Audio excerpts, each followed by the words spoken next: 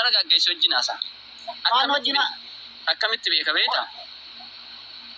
Dhugaa dubbatan. Akkamitti beektaa? Dhugaa dubbatan. Halluu nama akkamitti beektaa? Dhaga'ii sittaasoo jira milaasee laatti qoma. Wanti namni sittaasoo dhageeffatu akka ijoolleen ta'in nama guddaadhaa meen guddaa taanaan nu heerumte. Silazii dhugaa dubbatan. Obboleessa kiyya gara ta'e salami yoo qajeelte dubbatti qajeeliti dubbatu obboleessoo. Akka namaatti tasaa jirra. Na dhageeffadhu haaki nama guddaadhaa. Maal ta'e gurwaan? Na dhageeffadhu. Hai. Baasi tukutin ofirraa fuudhaa jira obboleessa kiyya. Tukutin ofirraa fuudhaa jira. Ani meeqa sirrii beera fayyada. Akka nam tokkootti yeroo baay'ee na dhageeffadhu Hasan. Uyyuu mucaa maal taate? Aduma bara haasaa kan jettu qajeelamee naasoo inni bara wanti ati haasaa jirtutu waan namaa dhageeffadhu laa. Waan sobaa tokko duukan deeman. Warroota na arrabsitan jalatti maali wanti sobaa? Raayinaa maali teessu sana maali? Eebade naa eeyyamta daqiiqaa 5 walitti waan barreessuu qabdan barreessaa daqiiqaa 5 isin arrabsee deema walitti deema. Walitti buuka sin naqee deema. Walitti naa qabna. Bona gifta kan No, koy. Dhageeffadhu Hasan. Bona koy. Ilaa sitta dubbatu na dhageeffadhu. Waan dhugaa tokko yoo argan jala hiriiran. Waan sobaa tokko sobaa jedha. Gabba?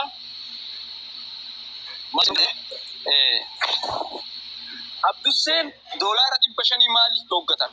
Kuni ati sammuu kee keessa baastee gaafattee goddanyaa keetii anaaf inni walitti dhiyaanna jette walitti dhiyaattan gaafatteerta waan kanarra taakka. Lammaffaa ammoo kunoo nuyi Oromoo miti Amaariyyuu itti gadi baatee liivii banattee irraa haasaa jirti maali waan kana maa ofirraa hin deebisne jetteeni gaafatteeni goddanyaadha jedhaa jirti. Goddanyaan takka karaa dhugaa irratti wal gorsiti karaa dhugaa irra wal qabdi. Wajjin jireenya keenya jibbitee jettatam waanyitee jetta. Wanni waanyan takka illee jiru laata. Waan dhugaa tokko yoo namni dhugaa qabaate ummannu sitti yaa ummannu girri sitti hin jedhu. Ajandaan tun ammoo dhaabatu hin deemtu maal jedhee naan jetta micaan kun maaliif jedhe. Ummanni kun waan kana yeroo baay'ee dhawannoon akkanaa kunniin ka hojjetan. Gabbaa takkaa miti haga birrii reeffa namaa nyaachuutu jira. Haga mana gubanii iyyuutu jira. Haga birrii nama dhukkubuu amtaatta'uutu jira. Kana mara osoo wal quuqani amma aslii fi inni maa walirraa zimmi jedhan. Wal qabnaa.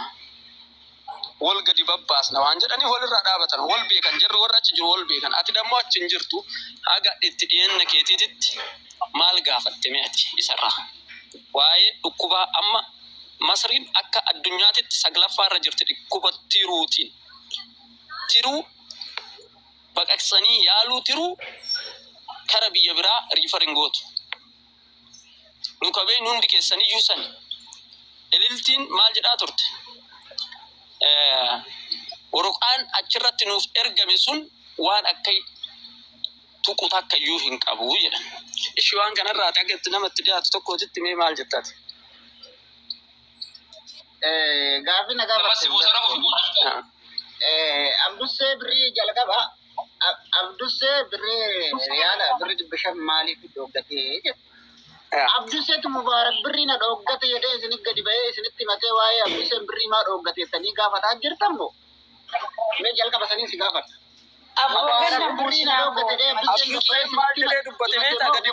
Haga gubate jabeenna maal jedhe?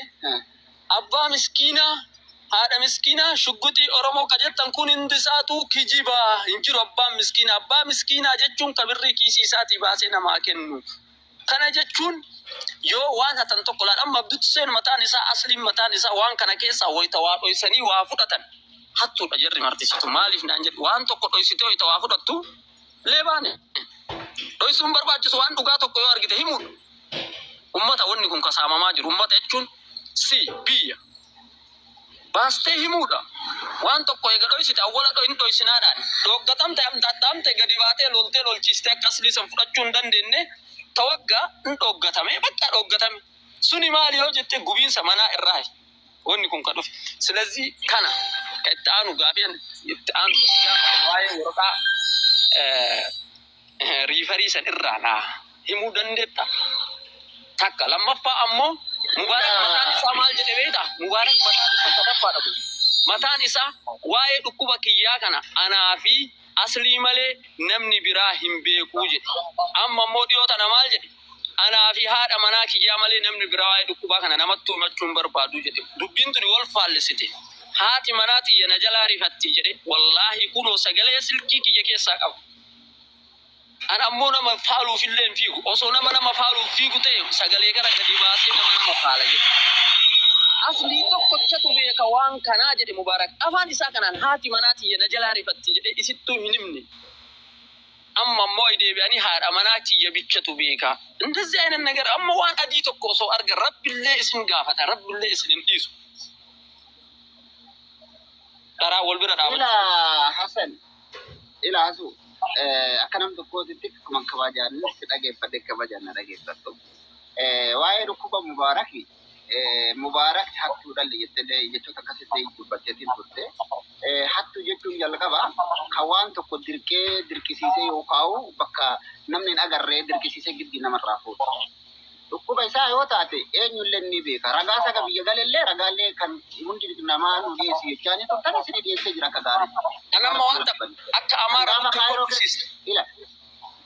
Akka amaara nutti hin kolfisiisne waa'ee ragaa sun ani waraqaa mana yaalaa irraan barreessisiisa ka.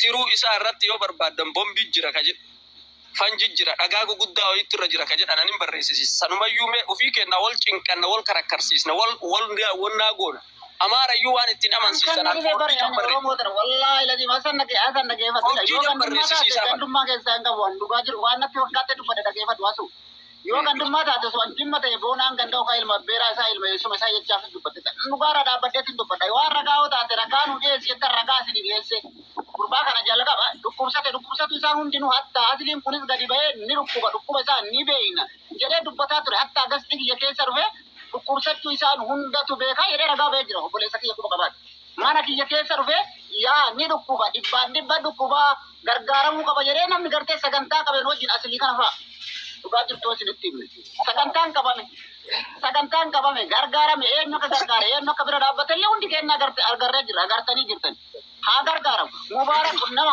Oromoo irraa galata qabu jaalattanii jibbitaniittillee amata 13 Oromoo kanaaf galata waa'ee galata biratti isan achitti dhiisi koy